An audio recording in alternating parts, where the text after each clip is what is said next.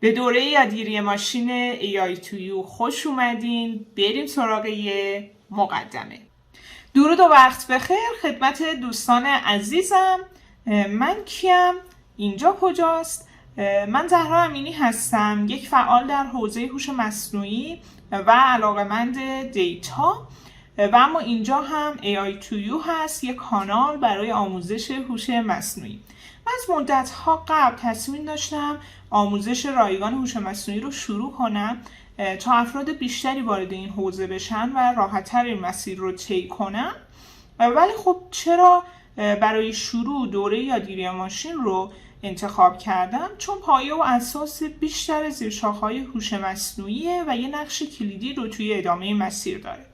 قبل از اینکه وارد جزئیات دوره بشیم میخوام یه چیزی رو بگم که همیشه به دوستانم میگم. شروع کردن مهمه، اما مهمتر از اون ادامه دادن، پیگیر بودن و تلاش مستمره. اونایی که انتهای مسیر رو تجربه کردن میدونن من چی میگم. بریم که شروع کنیم. مجددا به دوره ماشین لرنینگ AI2U خوش اومدین. این هم اولین ویدیو و یک مقدمه بر کل دوره هست. سیلابس های دوره رو میخوایم ببینیم چیا هست. کلا این دوره از 3 پارت تشکیل شده. پارت اول اینتروداکشنه که یه سری مواردی که ضروریه برای ورود به ماشین لرنینگ رو تو این پارت میگیم. پارت دوم در مورد سوپروایزد لرنینگ هست و پارت سوم در مورد آن سوپروایزد لرنینگ. خب پارت اول شامل نامپای، پانداز، متپلاتلیب و سیبورن میشه که کتابخونه‌های الزامی هست که ما باید کار باهاشون رو یاد بگیریم. پارت دوم شامل رگرشن ها میشه، گرادیان دیسنت، دیتا کلینینگ، یه سری مفاهیم پایه‌ای مثل اورفیت و آندرفیت یا بایاس واریانس، رگولاریزیشن، KNN، نیو بیس و خب SVM، دیسیژن تری و رندوم فارست. این مواردی هست که به طور کلی داخل پارت دو میبینیم. پارت 3 در مورد کامینز، PCA، DB اسکن و هایرارکیکال کلاسترینگ صحبت میکنیم. خب و ما فریمورک هایی که ما داخل این دوره ازشون استفاده میکنیم برای پیش پردازش دیتا یا دیتا پری پروسسینگ از پانداز استفاده میکنیم. برای الگوریتم های ماشین لرنینگ از سایکیتلن استفاده می کنیم، درچند که ما سراغ پیاده سازی از اسکرچ هم خواهیم رفت و اون رو هم می بینید. خب برای ویژوالیزیشن از متپلاتلیب و سیبورن استفاده می کنیم و حالا یه کتابخونه معروف دیگه هم هست به اسم پلاتلی که کتابخونه پیشرفته تری نسبت به متپلاتلیب و سیبورن هست، ولی توی این دوره ما از متپلاتلیب و سیبورن استفاده میکنیم. پلاتلی رو آوردم که باش آشنا بشید فقط. و اما در مورد نامپای به چه صورتیه؟ نامپای فریمورکیه که ما همه جا ازش استفاده میکنیم، توی همه قسمت ها نقش داره و خب من هم به این صورت آوردمش که بدونید که توی همه بخش ها ما از نامپای استفاده میکنیم برای حالا کار با آرایه ها، ماتریس ها، عملیات ریاضیاتی و کلی چیزای این شکلی. و اما هوش مصنوعی چیه؟ به طور کلی Artificial Intelligence یا هوش مصنوعی به هر تکنیکی گفته میشه که کامپیوترها یا ماشین‌ها رو قادر میکنه تا بتونن مثل انسان رفتار کنن. ماشین لرنینگ یا یادگیری ماشین چی هست؟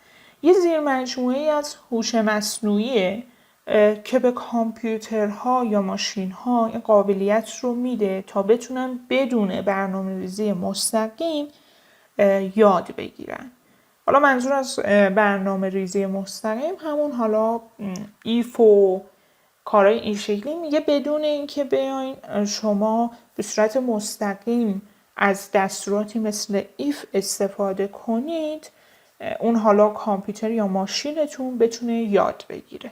یه چالش معروف: با توجه به تعریف هوش مصنوعی و ماشین لرنینگ یه مثالی رو برام توی کامنت ها بنویسید که جزو هوش مصنوعی هست ولی جزو ماشین لرنینگ نیست. ببینم چی کار میکنید.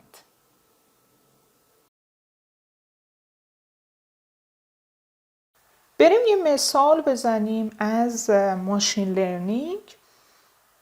شما وقتی یه سری ایمیل رو دریافت میکنید، اختصاصاً میخوام در مورد جیمیل صحبت کنم. شما وقتی وارد جیمیلتون میشید یه اینباکس دارید که خب ایمیل هاتون داخلش قرار میگیره، ولی یه قسمت دیگه ای دارید به اسم اسپم که حالا اون ایمیل های مضر یا مشکوک به تقلب و کلاهبرداری میرن تو اون قسمت اسپم. این دقیقا یه کاربرد از ماشین لرنینگه که بهش میگن اسپم فیلترینگ، که میاد اون حالا ایمیل هایی که اسپم هستن و خطرناک هستن رو یه بخش جدایی قرار میده و خب از اینباکس شما جداش میکنه که این حالا دقت خیلی خوبی داره. مثلا اگه دقت کنید ایمیل های تبلیغاتی و چیزای این شکلی وارد اون اسپمتون میشه توی بیشتر اوقات، که اینجوری احتمال دریافت ایمیل های مزاحم برای شما خیلی کاهش پیدا میکنه و این حالا ایمیل هایی که حاوی لینک های کلاهبرداری هستن مطلقاً به شما نمایش داده نمیشه یا خیلی کمتر نمایش داده میشه. خب مثال دومی که داریم خیلی مشهورم هست، در مورد پیشبینی قیمت خونه هاست.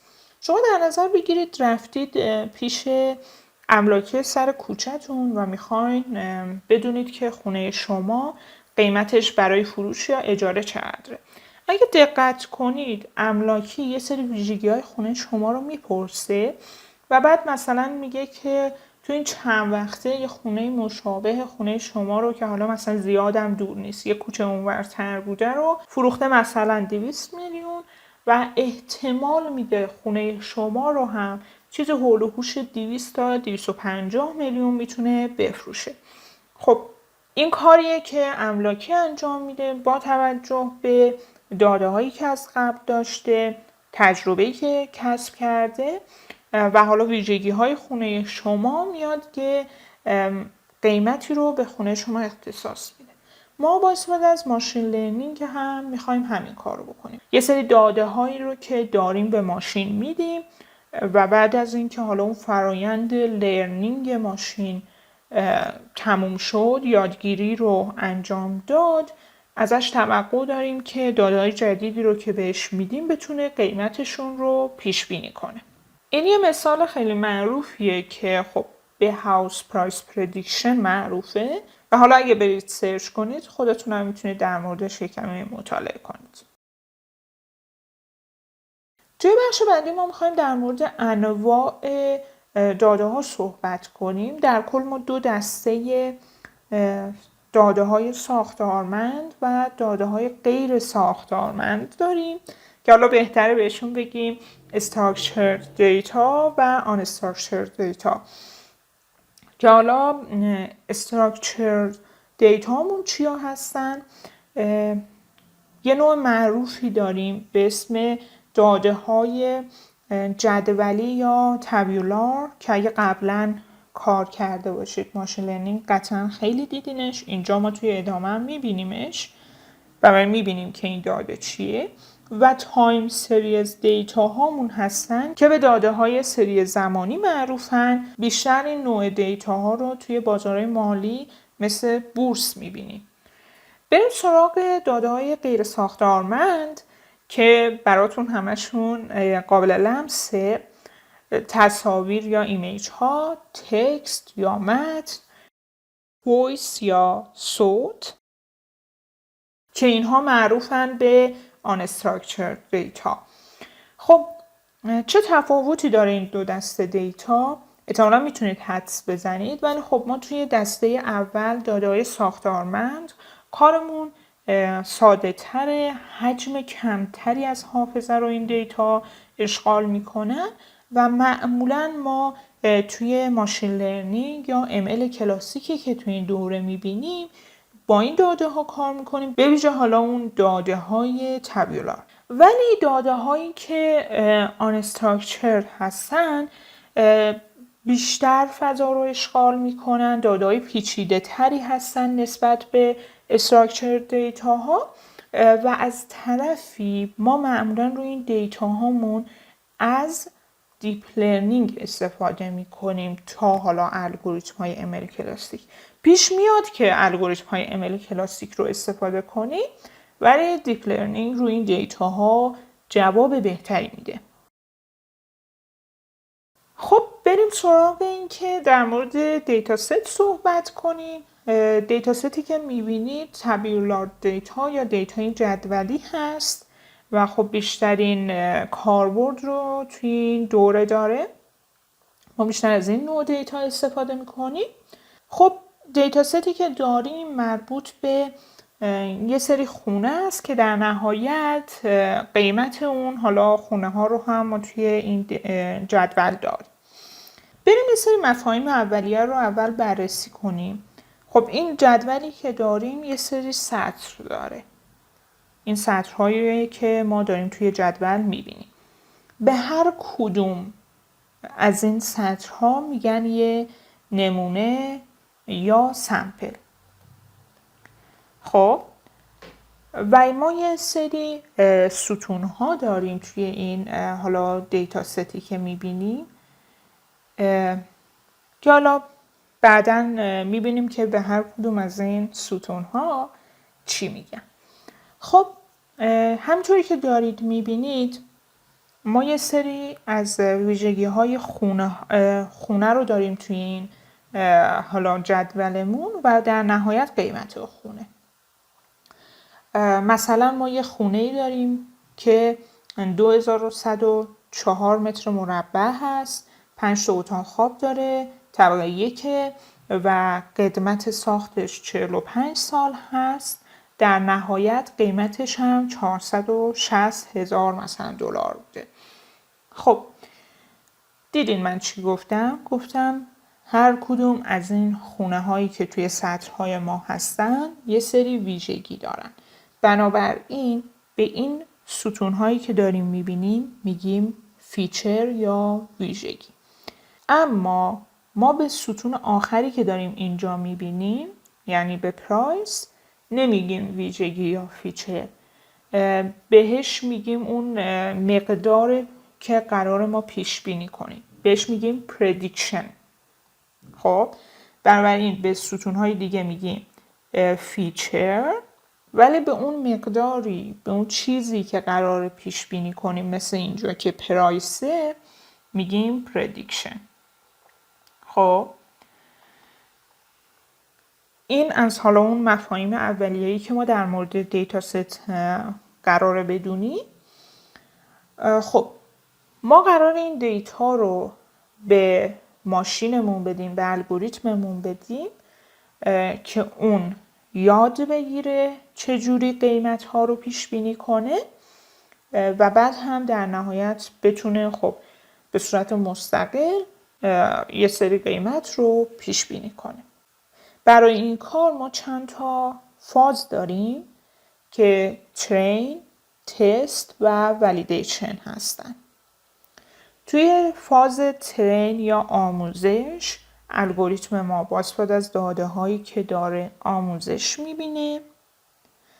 توی فاز تست میشه، یعنی که داده های جدیدی که تا حالا ندیده بهش میدیم و اون هم پیش بینی میکنه و بعد حالا ما میبینیم که چقدر پیش بینی ها درست یا غلط هستن.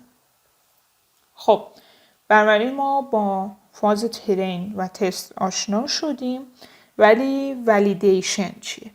ما وقتی داریم توی دنیای واقعی کار میکنیم کارفرمای ما فقط قسمتی از داده ها رو به ما میده که حالا اون داده های ترین هستن و داده های تست رو به ما معمولا نمیده و خب توقع داره که شما برید یه مدلی رو بسازید، ترینش کنید و بعد اون بیاد با استفاده از داده های تستی که داره اون مدل رو تست کنه، ببینه که کار شما چقدر دقیقه، این مدل چقدر خوب جواب میده. بنابراین شما داده ای ندارید که حالا بیاید مدلتون رو آزمایش کنید و خب ببینید که چه عمل کردی داره قبل از اینکه خب به کارفرما مدلتون رو ارائه کنید. خب چون اگه قبل از اینکه به کارفرما مدلتون رو ارائه کنید مدلتون رو ارزیابی نکنید ممکنه اتفاق خیلی بدی بیفته. به خاطر همین شما میاد یک قسمت کوچیکی از داده های ترینتون رو انتخاب میکنید، کاملا از داده های ترینتون اون قسمت رو جدا میکنید که به اون قسمت حالا میگن ولیدیشن و اصلا توی طول لرنینگ یا ترین شدن مدلتون مدل اون داده ها رو نمیبینه و بعد برای اینکه حالا مدلتون رو ارزیابی کنید، تستش کنید، میاین از این قسمتی که اصلا هم تاکید میکنم مدلتون ندیدتش استفاده میکنید و خب مدلتون رو ارزیابی میکنید ببینید که چقدر خوب عمل کرده. خب حالا شما دارید قسمت بندی ها رو میبینید. خب توی آموزش که داده های ما آموزشی هستن و ما تمام دیتا ستمون رو داریم معمولاً 80% داده هامون رو برای ترین برمیداریم، 20% رو برای تست و 10% داده های ترین رو برای ولیدیشن برمیداریم. حالا این تقسیم بندی ممکنه فرق کنه، یعنی حالا یه نفر مثلا 70% ترین برداره، 30% تست یا از ترین 15% برای ولیدیشن انتخاب کنه. یه کمی متفاوت هست ولی در کل توی همین حول و حوش عددا میچرخن. خب این از این و حالا به پایان بخش اول رسیدیم.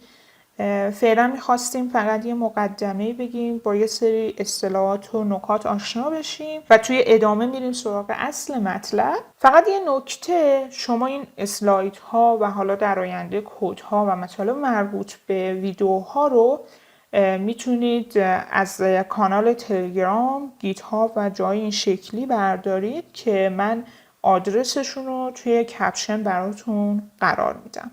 خب امیدوارم که شاد و موفق باشید. تا درودی دیگر، بدرود.